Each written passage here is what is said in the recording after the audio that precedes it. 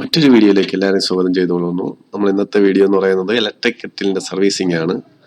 നമ്മളെല്ലാം ക്ലീൻ ആക്കി കഴിഞ്ഞു ഓൾറെഡി. Re assemble ചെയ്യണതാണ്. ഇതാണ് അതിൻ്റെ തെർമൽ സ്വിച്ച്.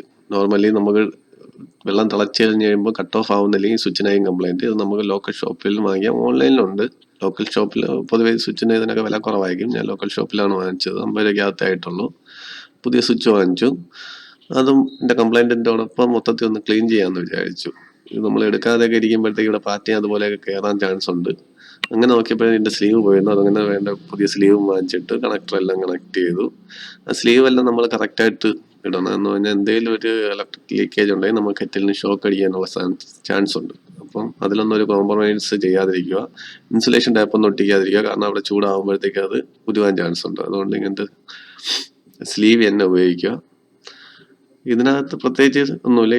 ഈ ഒരു സ്വിച്ചും ഹീറ്റിംഗ് ഓയിലേ ഉള്ളൂ. ഹീറ്റിംഗ് ഓയിൽ കംപ്ലൈൻ്റ് ആയാൽ പിന്നെ ഇതിന് കെറ്റിലിട്ട് അധികം പണിയാതെ എടുത്ത് കളഞ്ഞ് പുതിയത് വാങ്ങുന്നതായിരിക്കും നല്ലത്. ഈ സ്വിച്ചൊക്കെ ആണെങ്കിൽ നമുക്ക് മാറ്റിയിടാവുന്നതേ ഉള്ളൂ.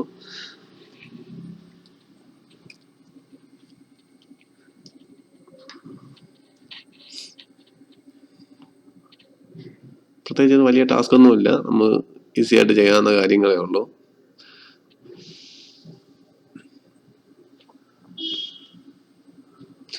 പിന്നെ വീഡിയോ പോസ്റ്റ് ചെയ്യാന്ന് വിചാരിച്ചത് നമ്മൾ ഫുൾ അഴിച്ചു കഴിഞ്ഞിട്ട് ഇത് എങ്ങനെ റീ അസംബിൾ ചെയ്യണമെന്ന് ഒരു സംശയമുള്ള കാര്യം കാണുമായിരിക്കും. അവർക്ക് ഉപകാരപ്പെടുത്തുക എന്നുള്ള രീതിക്കും കൂടെയാണ് ഈ വീഡിയോ പോസ്റ്റ് ചെയ്തത്. അധികം സംശയം വരേണ്ട കാര്യമല്ല. എന്ന് പറഞ്ഞാൽ അധികം സ്ക്രൂ ഒന്നുമില്ല. കുറച്ച് ലോജിക്കൽ തന്നെ ഇതെല്ലാം സെറ്റ് ചെയ്യാൻ പറ്റും. നമ്മൾ ഓൾമോസ്റ്റ് എല്ലാം സെറ്റ് ചെയ്ത് ഇനി അടപ്പിലുള്ള ഒരു സ്പ്രിങ്ങിൻ്റെ ഇതെല്ലാം ഞാൻ മൊത്തം അഴിച്ച് ക്ലീൻ ചെയ്തതാണ്. ഇതിൻ്റെ ഇടയിൽ എല്ലാം കയറി പോകണമെന്നൊക്കെ അറിയാൻ വേണ്ടി കംപ്ലീറ്റ് ക്ലീൻ ചെയ്തതാണ്.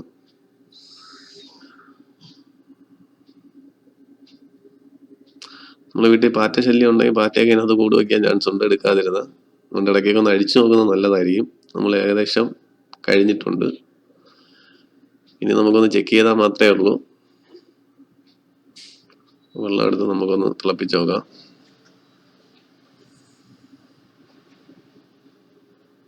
ലൈറ്റ് കത്തിയിട്ടുണ്ട്. അപ്പം കണക്ഷൻ ഓക്കെയാണ്. വെള്ളം തിളച്ചപ്പോൾ കട്ട് ഓഫ് ആയിട്ടുണ്ട്. സംഭവം വർക്കിംഗ് ആണ്. ഈ ഒരു വീഡിയോ നിങ്ങൾക്ക് എല്ലാവർക്കും ഉപകാരപ്പെട്ടതെന്ന് പ്രതീക്ഷിക്കുന്നു. മറ്റൊരു വീഡിയോ വീണ്ടും വരെ ബൈ.